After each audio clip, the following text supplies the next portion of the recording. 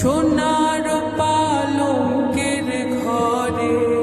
লিখে রেখেছিলেম নারে, যাও পাখি বলো তারে, সে যে